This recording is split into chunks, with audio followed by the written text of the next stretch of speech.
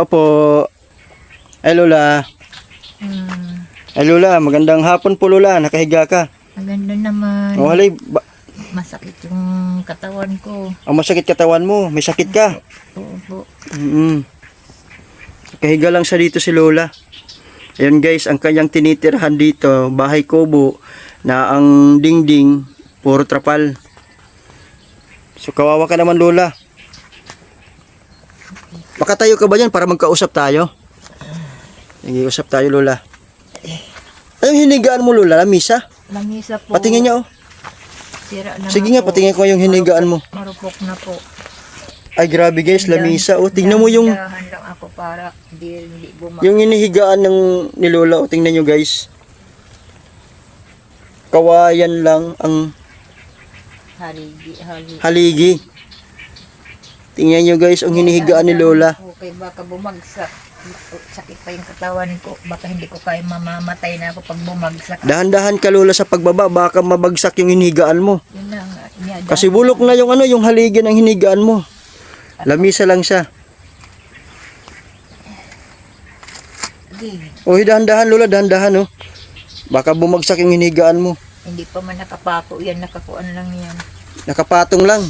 Nakatali ng isang alambre lang. Bagsak. Babagsak na yan. Kawawa ka naman itong hinihigaan mo oh. Taob nga ito kung minsan parang bumibigay. Bibigyan na yan no. Dahan-dahan lang. Manipis pa pati.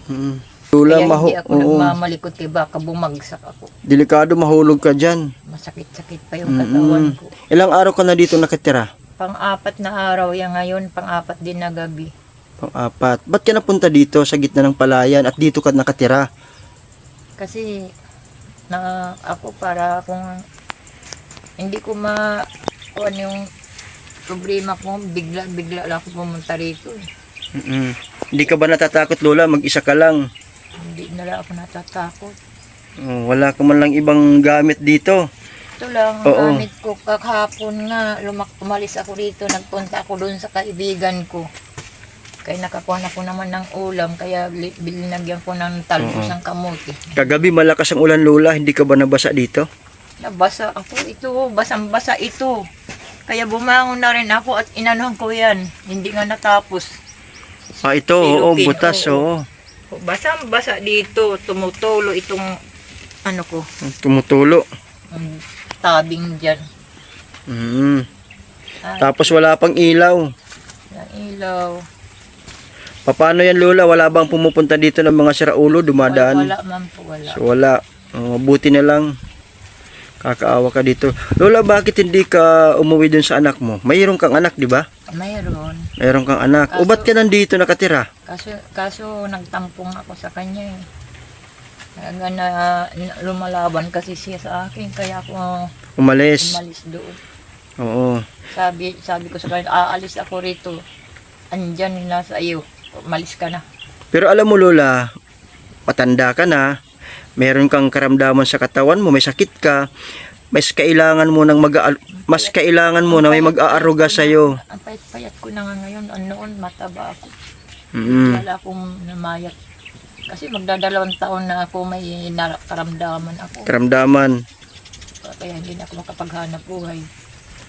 Noon, naghahanap buhay talaga ako. Minsan bigyan ko nga sila ng pagkain dyan. Anak ko, mga apo. Maganda kasi Lola pag nandun ka sa anak mo nakatira para kung mayroon kang mga karamdaman sa katawan, may mag-aalaga sa'yo.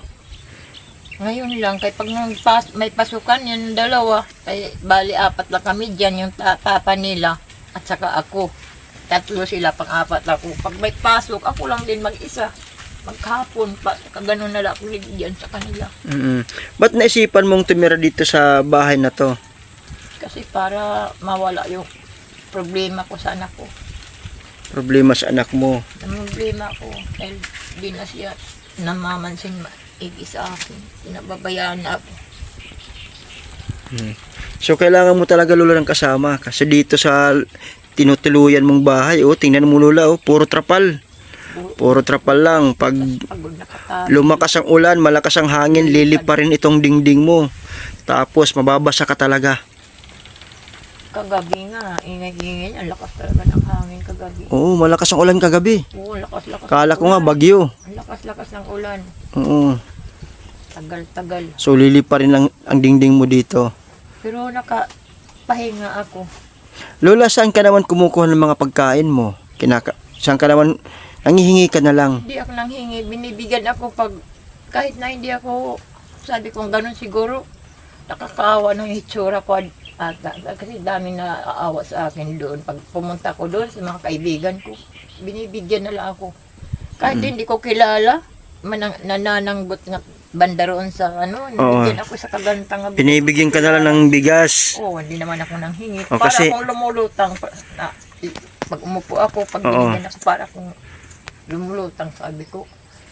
Mga parang nakakahiya. Meron naman mga tao mabubuti ang loob na handang tumulong din sa inyo. 'Di ba? So, pasalamat tayo sa Diyos na Ngayon lang ako. Lola, pasalamat tayo sa Diyos sa kabila ng lahat ng pinagdadaanan mo ngayon. Binibigyan ka ng mga tao na may mabuti ang kalooban na nagbibigay sa iyo ng kusa. Po. Oo, maswerte ka pa rin, Lola. Ito Diba? nga pumunta lang ako kahapon, binigyan ako ng Bigas. mga 3 gantang siguro nga bigas. May bigas ka diyan. Oo. Yung kasama mong babae kanina may anak, Oo. nagbigay din sa akin, kay kaibigan ko yun. Oo, buti naman. So ganito, Lola. Paano gabi, wala ka bang gamit dito? Paano pag mayroong mga siraulo na papasok dito? Wala, lalabanan ko talaga sila, lalaban ako. O, anong ginagamit? Mayroon ka bang paano dyan? Mayroon ako dito pang itak. May kutsilyo pa ako dito. O, maitak si Lola. Inaano ko, hindi ko nakalabas talaga ito, naka-ready. Ang kaso lang biglaan ako, tatagain ko talaga sila. Wala mag-ano sa akin kasi alam nila nga lumalaban ako. O, taga saan ka ba, Lola? Taga Kananggaliti. Kananggaliti ka. Opo, kaya ako nakapunta rito dahil sa anak ko. Na nakapag-asawa dito sa Oo. Pastrana, Leyte. Opo. Pero kung babalik ka dun sa lugar nyo, sa Kananggalite, mayroon ka bang mga kamag-anak, kapatid? May kamag-anak ako doon, pero kaso lang wala rin akong bahay. May bahay kami nga na ako ni tatay, iniwanan ni tatay, yung laking bahay namin. Pingin sira naman sa mga kapatid ko, ginhati-hati nila, nanood ako sa Maynila. So wala ka ng bahay na babalikan Wala. doon sa lugar. Kaya dito, nandito naman ang anak mo at mga apo mo. Pero ayaw mo silang makasama sa isang bahay dahil nga gusto mong palagi mapag-isa. Yun nga anak ko, para, kasi madali lang akong magtampo. Magtampo. Kunting ano lang. Tapos palipat-lipat ka kung saan ka nakakatira. Dito nga pumunta yung may-ari. Sabing gano'n niya, paano yan, tatrabaho na siya, naka-temporary lang po ako dito. So saan ka na naman pupunta? Halimbawa, Lola. Pag pumunta dito yung may-ari, paalisin na kayo. Saan naman kayo lilipat? Banda naman doon, dami akong kaibigan din doon. Kakaawa ka naman, Lola. Hakot ako sa Wala kang permanenteng tirahan. Kaya kaibigan kaya kung saan-saan ka na lang nakikituloy, Opo, tumitira. saan na lang ako tumira. Kasi nalaman ko, Lola, nakatira ka sa Manay-Banay, doon sa Opo. malapit sa Gilingan. Oo, dyan sa may gilingan nga sira. Sira-sira din yung tinirahan mo doon. Kaya nga ako umalis doon kasi gawa ng nagigitnaan ako ng mga hayop, baboyan, dito, may baboy, mga halo-halo lang kung doon, hayop kanina. Ganito, Lola, ang maisasuggest ko sa'yo, ang maipapayo ko sa'yo, Lola, mas maganda makipag-usap ka sa anak mo, umuwi ka doon sa bahay ng anak mo, may mga apo ka naman, para hindi ka na masyadong mahirapan. Ang kailangan lang din, Lola, pasensya at huwag ka nang masyadong matampuhin. Kasi pag konting problema lang, meron kayong hindi magandang napagkasunduan ng anak mo, magtatampo ka, lalayas ka na naman ng bahay nyo, magpapakalayo-layo ka at kung saan-saan ka nakikitira. Mas kawawa ka, Lola, kasi ngayon, siyempre, matanda ka, mayroon ka ng sakit, may karamdaman ka, mas kailangan mo sila, Lola.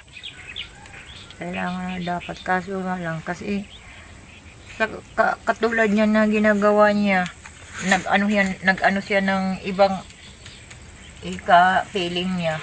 Tapos kami wala na kaming pansin. Mga anak niya, bihira na nga nabigyan ng pera, ang tagal-tagal na. Ganun lang naman, kung mandyan ako, wala rin. Parang ako nagsarili din. Para ako nag-iisa. Mabuti nga, nandyan yung mga apo ko. Pag pasukan naman yan, wala na naman tao, ako lang mag-isa. O di okay lang yan kasi at least ang bahay na tinitirahan mo, komportable ka doon, hindi kagaya dito. Ito nga yung bahay mo, tingnan mo yung buong palibot ng bahay mo. Higaan mo, lamisa lang. Tapos diding, puro trapal. Mas nakakatakot dito lola, mag-isa ka lang. Samantala, pag andoon ka sa bahay ng anak mo, kahit magpasukan, tapos nag-aaral yung mga apo mo, ikaw nandoon ka sa bahay. At least, makakatulong po kayo lola sa mga apo mo na pag uwi ng mga apo mo, mayroon nang mag-aasikaso, magsasaing, maghugas ng plato, para pagdating ng mga apo mo, handa na yung pagkain nila. At least, kahoy dyan, na panggatong lola, natutulungan mo sila lola. Opo. Diba? Ang isip naman ng anak ko, parang wala akong ginagawa sa kanila, kaya Wala ka ng planong bumalik pa sa anak mo. kung nandyan siya, uuwi ako, pero hindi na talaga uuwi. Hindi uwi. Kasi may ganito yung ginawa lola. siya, nahiya siya sa ginawa niya, hindi na siya nagpapakita dyan. So ganito yung lola, babalikan kita dito, tutulungan kita, at kahit kunting tulong lang, mabigyan ka ng bigas at saka grocery na pwede mong magamit. So guys, ito po si Lola, 72 years old na po siya. Dito sa tinitira niya, siya lang ang mag-isa dito sa gitna ng palayan. So sa mga nais pong magpaabot ng tulong kay Lola, na mayroon pong busilak ang kalooban, sana po matulungan po natin si Lola na kahit man lang bigas, grocery na pwede niyang magamit niya dito pagkain araw-araw. Kasi dito si Lola, umaasa na lang din po si Lola na may mga taong nagbibigay po sa kanya. So mag-message lang po kayo sa akin dito sa Lakwat Zero Pagbulig Vlog. Babalikan ko po si Lola para mabigyan po natin ng konting tulong. Salamat So po. sige nay, ingat po. Salamat po. Sige, ingat. Sige.